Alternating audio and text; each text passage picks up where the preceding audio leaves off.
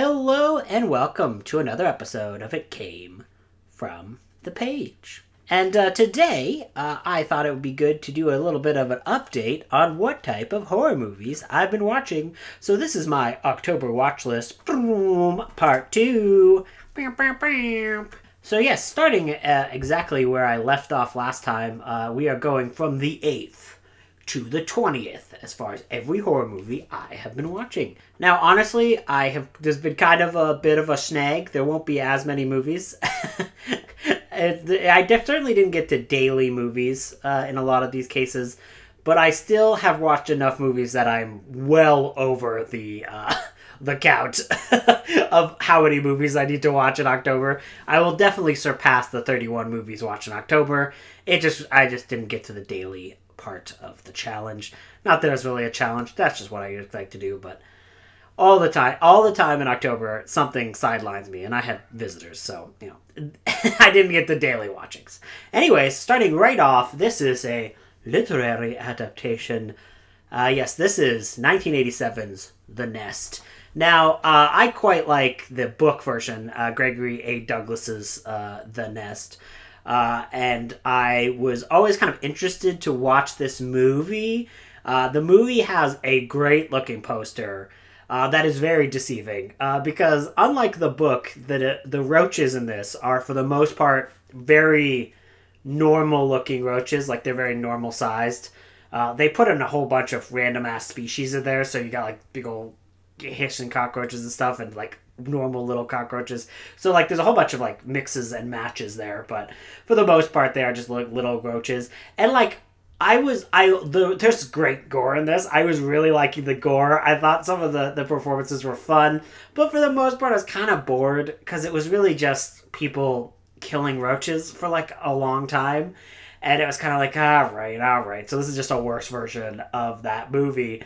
But it did turn around when they start to go off of the formula of the movie and of the book and start doing their own things. So, for example, in the book, they're just like one version of roaches. There's like at the end, there's like they evolve in a way, but not like they evolve here, because they start to be roach hybrids, and as soon as they start doing that twist, the movie is as a whole way more entertaining and better. So I would say it is fun to watch. It is worth watching, mainly because of the twist they make in the last act. Up to then, it's fine. I just think it gets to the cheese factor and some great effect sequences in that last part of the movie. Then the next night, I watched Slugs. I have not read Son Huxton's Slugs, but I know Slugs is a very good book, quote unquote. I mean, I don't know much about it other than I'm pretty sure Criminale gave it 5 stars, so I'm sure it's a good book. But the movie was fine. I think the movie had the same problem as The Nest does, in that, like, it's pretty good but kind of boring, but it really does kind of get interesting when all of the action at the end kind of goes off. And there are, again, some great gore effects in here, some fun performances, but it's kind of got some pacing issues that are kind of like the movie version is just not that entertaining for the most part. And then it starts to get some crazy sequences and you're like, oh, whoa, I'm paying attention now. This is very interesting. So, I think it's a mixed movie, but like the Nest, once it really gets going and once you get some of the insane deaths in this movie, it's worth watching. Next is Terror in the Isles. This is a documentary from the 80s that is basically kind of like a compilation of all these various movie moments, and it's kind of like framed by like people watching them in the theater, and it's like this discussion. It's almost like a video essay about what draws people to horror, using all of these various clips and kind of just talking about the genre. I've seen this before. I really love this particular movie. It is very fun, and it is extremely watchable and perfect for this time of year where you just kind of want to sit down and watch a bunch of clips from great movies. And there was movies here that I hadn't seen, so there's movies that I kind of ticked off. Now, the only criticism I would give for this is that it wasn't all horror-based. Like, there were some, like, thrillers in there, and I was like, oh, okay, Like, this is clearly owned by the same studio. That's why you're doing this, but I don't know if I would have included it here. But other than that, I had a great time with it. So Terror in the Isles is pretty great. Next night, I watched Muppets Haunted Mansion. Now, this came out back in 2021, last year. I just never got a chance to watch it. I watched it, perfectly entertaining. Like, it was a perfectly fine, good movie. And it was so, I don't know, Disney Plus does this weird things where it does, like, Halloween specials. Because this is pretty much the same length as Werewolf by Night was from this year. So they do things where it's like, it's not technically a movie, but it's not a TV show. They call it a special. I don't know. I still log it on Letterboxd as a movie. It's just whatever. I watched it. I was perfectly entertained. It was very funny. It's not as good as classic Muppets, but it is still always fun to see Muppets still getting to do things, because we kind of are bereft of Muppets in a lot of ways. Next up, Halloween Ends. I went to the theater and watched that the opening day. Now, I do need to do a little addendum to my talk about Scream from last year, Scream 2021, because I said, oh, this isn't really like horror fans are like now. It's more talking about things that are like, Star Wars and stuff like that. It doesn't feel like it's accurate to how horror movie fans are today, because we've had things like Halloween 3, which did feature Michael Myers, and we've kind of got over that, blah, blah, blah. Well, as soon as, I put that video out, and then I go see Halloween Ends, and then I look at the reception for Halloween Ends, and I go, oh, no, we are still... I have to give Scream 2021 a little bit more props, as it is very accurate to how people lose their shit over very stupid things.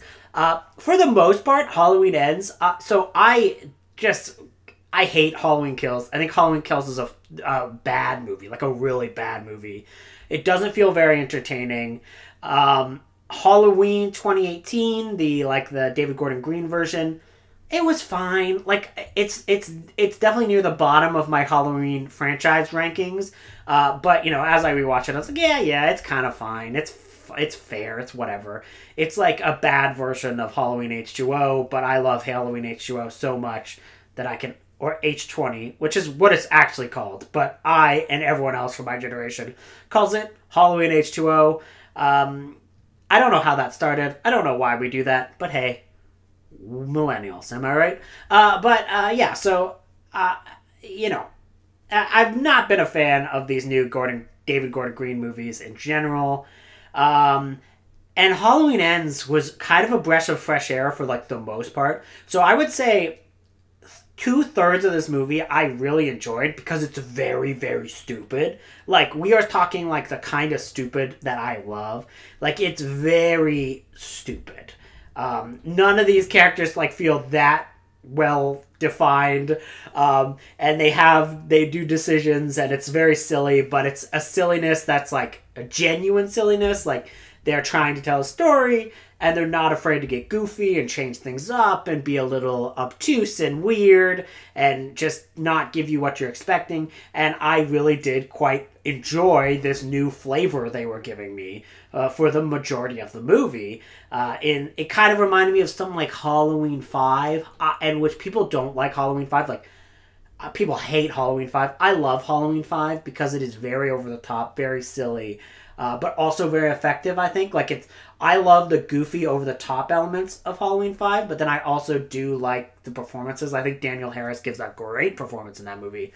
And similarly, in Halloween Ends, I think there are some great performances in a very silly movie, and I still do think that for the most part, it's very effective what they're doing. What I don't like about this movie is the final act, because the final act is trying to tie everything back up for these other two movies that I don't really like. So we've had a problem where, Halloween 2018, in that movie, it's pretty much almost stated, and the way he reacts and how everyone treats him, it's almost pretty much like, point on point, Michael Myers is just a human. But then you go to Halloween Kills, and he is superhuman, 100%. Like, Halloween Kills, he is doing Jason Voorhees shit. He is, like, impenetrable, invincible. No one can touch him. No one can harm him. he is very much like a literal Terminator in Halloween Kills. And I dislike the movie for a lot of other reasons, but, that is kind of one of them, is that it kind of switches to like, okay, now we're going full supernatural. Halloween Ends is like going back to Halloween 2018 in that he is clearly just like a dude in this movie. Like, he does some things that are like strong-ish and like strong, super strength-ish, but for the most part, he's clearly just a dude in this movie. And which is fine if Halloween Kills didn't exist. So I'm like, so what is this character actually? Like, no one's ever like sat down and defined the character, what he can do, his limits. Like, the entire mythos of Michael Myers is so stupid in these movies, and it makes the last third of this movie just boring to me, because it's just like, this is so over the top. It's not that interesting. Again, I've seen this fight happen between Michael and Laurie now 3 fucking times. This is the 3rd time. And, like, that just bored the tears out of me, because I've seen it all before. And, again, Halloween H2O, I think, is the one that does it the best. But, that being said, for the most part, though, I do still like this movie. It's obviously doing some big swings, and it's making people mad, which means it's probably more interesting than if we had just got Halloween Kills 2, because people loved Halloween Kills. I don't really understand it, but anyways. Halloween Ends, taking some swings, doing some weird stuff. I, for the most part, liked it. The last act is, I could give or take the last act, but everything up to that was pretty fun. The next are a series of movies, which is The Uncanny and House. And if you want to know my opinions on those, you'll have to subscribe to a podcast. I appeared on the Halloween special episode of the Purrcast, which is a podcast about cats, where I was kind of chilling with Sarah Iyer and Stephen Ray Morris, and we chat about cat-based horror movies. So, yeah. So if you're interested in my opinions on House or The Uncanny or a bunch of other things, you'll have to listen to that episode. It should be coming out next week. So next week, next Wednesday, I believe, you can find out my opinions on those too. That's what we call in the business a plug. Next up, a movie called Nomads, which is John McTiernan's first film. This is a weird movie. I didn't really like it that much. It's most of it is Pierce Brosnan doing a weird French accent as he's being haunted by ghosts, and it's I don't know. It's got some really cool visuals in it, but as a whole, I don't think the story is that interesting, because the central ghosts in this movie are supposed to be people who are like transients. So like in this one, it's like, oh yes, these guys who live in vans are the ghosts of our society, and he starts getting haunted by them, and I'm like, man, nowadays everyone lives in vans. Watch YouTube. Just look up a van life on YouTube. If they're ghosts, they're haunting the entire country and beyond. Anyways, Nomads, some cool visuals, but mostly boring. Then I watched Life Force from 1985, which is basically space vampires. Directed by Tobe Hooper, written by Dan O'Bannon, the screenplay. I did not like this movie at all. I remember being like okay with this movie the first time I watched it, which I believe was last year. Like, I don't know what I was on last year, because yeah, this movie is not that interesting. Like, I don't think it's a very good movie at all. The plot is like some astronauts find some space vampires in space, obviously, and then the space vampires come to Earth and start wreaking havoc. Blah, blah, blah, blah, blah. It's not a good vampire film. It's not really a good any film. It's just a bunch of sexually aroused British men just going, what, a naked female, what, for like 2 hours. So, I mean, if you just want to I don't know, experience that, then watch the shitty movie called Life Force. There's a few good performances, but, there's no good performances. There's a few good special effects sequences, and those are cool. But for the most part, it's just, what? A naked lady, oh my goodness, I am a British man. And I'm like, I don't care. And then I watched Jacob's Wife, which is from 2021. And this one, which is a Shudder exclusive, was actually a pretty interesting vampire film. I think this movie, the plot of this movie is basically a preacher and a preacher's wife, who is played brilliantly by Barbara Crampton. She is bitten by a vampire and is slowly kind of turning to vampirism, and it's kind of about the church, and like there's a lot of stuff about the church, like patriarchy and all that stuff, and it's dealing with a lot of very interesting themes in some very interesting ways. I don't think it all works 100%, and some of the powers are like unclear, because like, so this vampire thing is correct, but this other vampire thing is incorrect, and all that is like a little like, okay, but I think that it has an interesting message. Barbara Crampton is giving a tour de force performance. She is doing a fantastic performance in this movie, and she is basically the main character. So I think that is really cool, and I think she's got some great stuff there. There's also some great special effects sequences in this where like all of a sudden like some crazy gore will happen and you'll be like, whoa, that was nuts. So that was good. I don't think this movie entirely works, but I think it is trying to do something interesting and unique with the vampire genre, so I appreciate it. Last, and not least, but also not most, just fine, was the newest VHS film came out, VHS 99. This is a Shudder exclusive again. I love the VHS films, even though I don't actually like most of them. And by that I mean every time a new VHS film comes out, I instantly go watch it. I'm usually kind of mixed on them and don't really love them that much. Of the VHS films that we have, so we have VHS, we have VHS 2, we have VHS Viral, we have VHS 94, I believe, from last year. And then we have VHS 99 from this year. Last year's had a few okay segments, but as a whole, didn't really like it that much. This one is similarly, the VHS films, if you don't know, they're anthology films. They have a whole bunch of they have a bunch of stories inside of the movie. And, some of them work, some of them don't. VHS 99, for the most part, I was not too into a lot of the segments. I felt the pacing was a little off in some of them. And others were just kind of boring. Like I was like, okay, I know this was gonna happen. Like let's get on with it. Come on. But I will say there are two segments in this one that are absolutely outstanding. There's one where this sorority girl gets buried alive as like a hazing ritual. And like that story is just great. That's a great story. I think that works really well. And then the final story, VHS 99, is a story where someone goes to an exorcist, or like taping an exorcist.